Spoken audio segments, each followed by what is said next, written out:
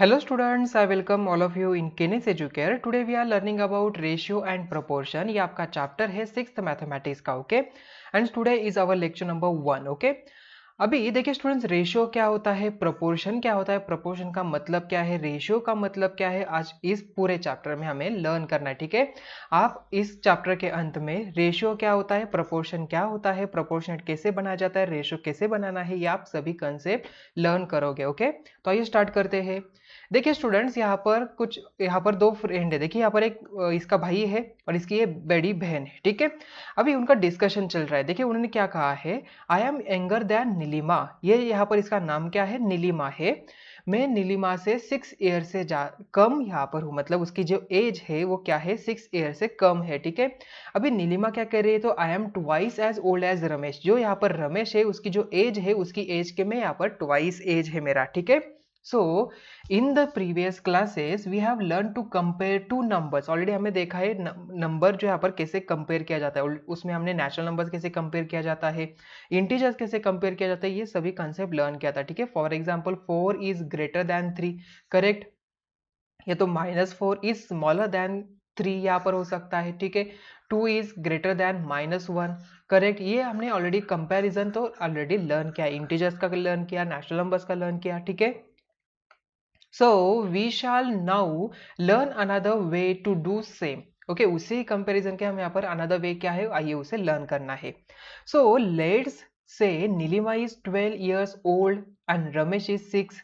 हमने मान लिया यहाँ पर 6, यहाँ पर जो रमेश है 6 साल का है एंड नीलिमा यहाँ पर 12 years की है, ठीक है? बट उन्होंने यहाँ पर कहा था क्या, नहीं जस्ट रमेश ने क्या कहा था, I am younger than Neelima by 6 years. मैं यंगर हूँ, मतलब नीलिमा से 6 साल में छोटा हूँ. और नीलिमा ने क्या कहा कि मैं जो रमेश की एज है उसकी ट्वाइस यहाँ पर कर दे तो वो मेरी एज बन जाती है, ठीक है? So how to compare their ages, उसके एजेस हम कैसे कंपेयर कर सकते हैं? So Ramesh did so by finding out the difference. हमें क्या करना पड़ेगा, इनका डिफरेंस फाइंड आउट करना पड़ेगा. So Neelima did by saying how many times she is old as Ramesh. Okay, जो रमेश था उसने क्या कहा, डिफरेंस दे दिया है, और नीलिमा ने यहाँ पर कितने टाइम्स यहाँ पर उसकी एज है एज कंपेयर टू रमेश, ये उसने यहाँ पर बता दिया, ठीक है? सो आइए उसे लर्न कर लेते हैं. So Neelima age is twice as much as Ramesh. Okay, Ramesh की जो एज है उससे ट्वाइस यहाँ पर नीलिमा की एज है. So we can give the same information by saying that नीलिमा's and Ramesh ages are in the proportion of 2:1. मतलब देखिए नीलिमा की एज एंड रमेश की एज, ठीक है? Neelima age compare to Ramesh twice है, और रमेश की यहाँ पर अगर मैं 1 एज कंसिडर करूँ तो नीलिमा की एज यहाँ पर ट्वाइस है, तो 2:1 हम यहाँ पर इसे लिख सकते हैं. इसे रीड कैसे करेंगे, 2:1. ओके, 2:1 यहाँ पर हम रीड कर सकते हैं. In the mathematics, the proportion of two numbers can also be expressed in their ratio. उसे हम रेशियो में भी इसे लिख सकते हैं. The proportion 2:1 is written as 2/1, ठीक है? जैसे कि देखिए यहाँ पर नीलिमा, यहाँ पर इसका एज, नीलिमा का एज अपॉन रमेश का एज, हम यहाँ पर ऐसे लिख सकते हैं. यस लिख सकते हैं. नीलिमा की एज क्या होगी, यहाँ पर नीलिमा की एज अगर हम मान के चलते हैं समथिंग है 12 है, तो यहाँ पर रमेश की एज 6 है, ठीक है? हमने कंसिडर किया था. इसका मतलब देखिए यहाँ पर तो इसका एज क्या बनेगा, तो 2/1, बिकॉज 12/6 का इक्विवेलेंट फ्रैक्शन क्या होता है, 2/1 होता है. इक्विवेलेंट फ्रैक्शन क्या होता है, ये ऑलरेडी आपने लर्न किया था प्रीवियस स्टैंडर्ड में, ठीक है? सो 12/6 का इक्विवेलेंट फ्रैक्शन हो गया 2/1. सो ये स्मॉलेस्ट फॉर्म हो गया, तो 2/1 क्या हो गया, इसका रेशियो बन गया नीलिमा एंड रमेश के एजेस का, ठीक है? सो रेशियो का मतलब आपको कंपेयर अभी समझ में आ गया. तो रेशियो का मतलब क्या होता है, हम क्या करते हैं, यहाँ पर टू क्वांटिटीज है उससे यहाँ पर आइडेंटिफाई करते हैं. इसे देखिए उसका प्रोपोर्शनेट हम यहाँ पर निकाल सकते हैं. ओके, सो रमेश का यहाँ पर देखिए, रमेश की एज अगर हम मान के चलते 1 है, तो यहाँ पर नीलिमा की एज उसकी एज कंपेयर टू रमेश यहाँ पर ट्वाइस होगी. अगर हम रमेश की एज यहाँ पर 4 डालते हैं तो नीलिमा की एज क्या हो जाएगी, यहाँ पर 8 बन जाएगी. रमेश की अगर एज यहाँ पर 10 है तो नीलिमा की एज यहाँ पर 20 बन जाएगी, ठीक है? सो देखिए, in the mathematics the proportion of two numbers can also be expressed as their ratio. The proportion 2:1 is written as 2/1 in the form of a ratio. आई बात समझ में? सो नेक्स्ट देखिए, so example of proportion in daily life. Proportion का मतलब क्या, अभी आपको समझ में आ गया. प्रोपोर्शन क्या होता है, मतलब उसकी सम क्वांटिटी. फॉर एग्जांपल यहाँ पर देखिए आपका फूड है, आपने फॉर एग्जांपल अपने बटाटे की सब्जी बना दी है, ठीक है? सो जो यहाँ पर बटाटा जो है जिसे हम पोटैटो भी कहते हैं, तो पोटैटो की सब्जी बनाने तो आप प्रोपोर्शन में सभी डालते हो ना, उसमें कुछ मसाला डालना हो, फॉर एग्जांपल आपको हल्दी डालनी हो, तो आप क्या करते हैं, समथिंग प्रोपोर्शन में, मतलब one tablespoon, 2 tablespoon, meat नमक भी आप यहाँ पर 1 टेबल स्पून डालते हो, ठीक है। ये सभी क्या करते हो, आप प्रोपोर्शन में डालते हो, ठीक है, इक्वल प्रोपोर्शन में। वैसे ये देखिए एग्जाम्पल है, तो Jankiamma idlis and dosas are delicious. For idlis, she uses उड़ीद दाल, ओके, उड़द की जो दाल है, and rice in the proportion 1 cup dal to 2 cups of rice, okay, मतलब 1 कप दाल के लिए वो 2 कप ऑफ राइस यहाँ पर यूज करती है। बट फॉर डोसास, डोसा बनाने के लिए the proportion is 1 cup dal and 3 cup of rice.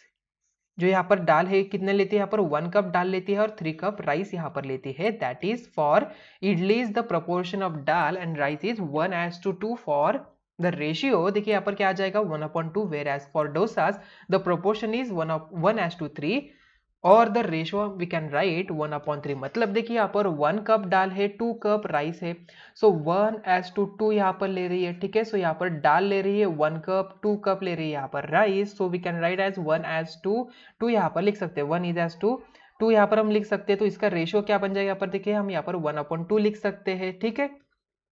सो देखिए यहाँ पर 1:2, मतलब अगर हमें यहाँ पर देखिए राइस फाइंड आउट करना है तो 1:2 multiply by 2 we can say, देखिए 2 कैंसिल, 1 कप यहाँ पर आ जाएगा, ठीक है। दाल यहाँ पर बन गई, ठीक है।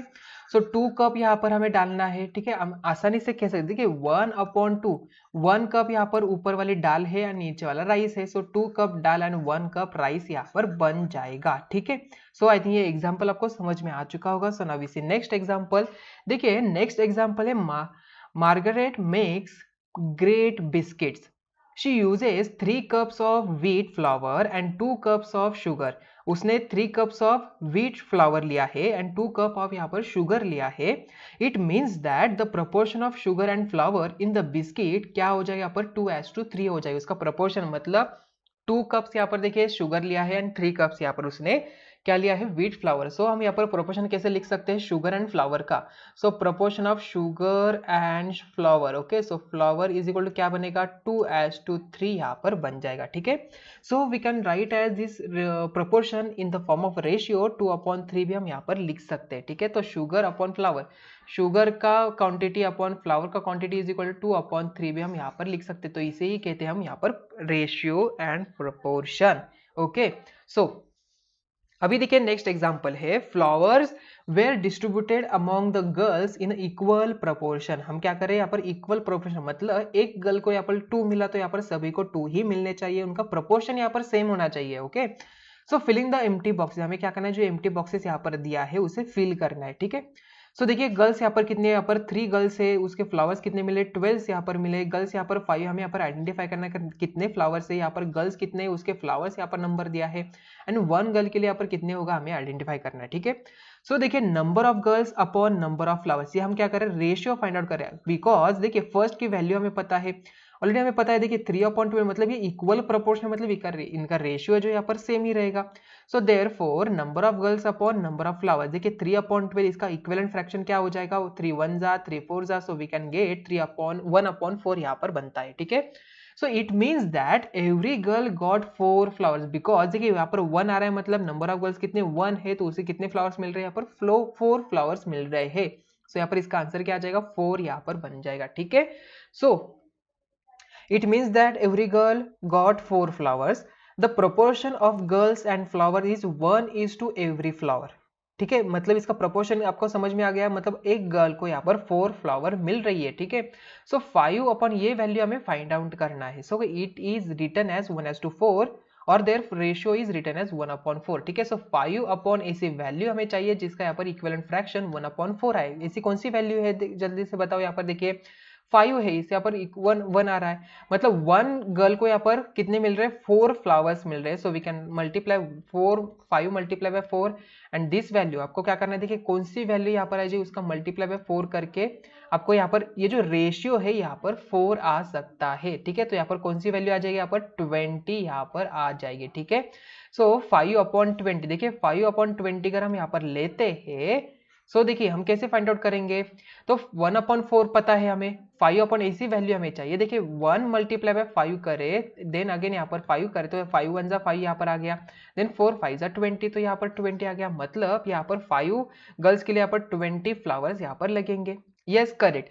अभी ये वैल्यू हमें आइडेंटिफाई करनी है अपॉन 32 इज इक्वल टू क्या है 1/4 है, ठीक है।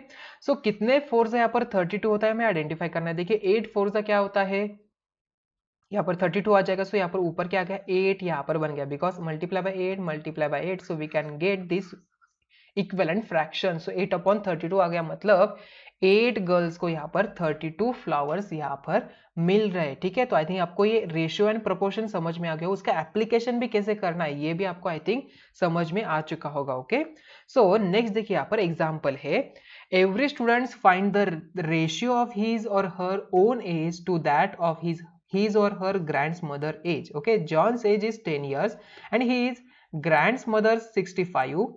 John said the ratio was 10/65. देखिए ऑलरेडी हमें पता है 10/65 यहाँ पर रेशियो बन जाएगा। ये जो है किसकी एज है, ये जॉन की है और इसकी ग्रैंडमदर की है, ठीक है।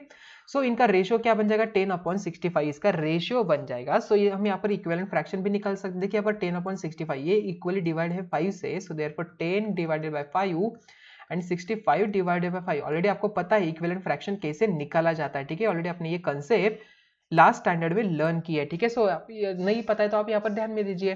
सो देखिए 10/65 यहाँ पर ये जो दोनों भी नंबर है इक्वल नंबर से डिवाइड करें तो हम क्या करते हैं, यहाँ पर इक्वल नंबर से डिवाइड करते हैं, जिसका इक्विवेलेंट फ्रैक्शन क्या बनता है, तो ये 5 2 जा, देन 5 1 जा, 5 3 जा, 2/13 ये हमारा रेशियो बनता है, ठीक है। So we can make use of equivalent fraction to write the ratio in the simplest form. Okay, तो ये क्या हो जाएगा, इसका सिंपलेस्ट फॉर्म यहाँ पर बन जाएगा, ठीक है। स्वाति ये कंसेप्ट आपको अच्छी तरह से अभी समझ में आ चुकी होगी। ओके, सो देखिए नेक्स्ट एग्जांपल है, Nikhil brought 12 guavas and 16 chikoos, find the ratio of guavas and chikoos. Okay, तो हम यहाँ पर क्या करना है, गुआवास टू चिकूज का रेशियो यहाँ पर फाइंड आउट करना है, ठीक है।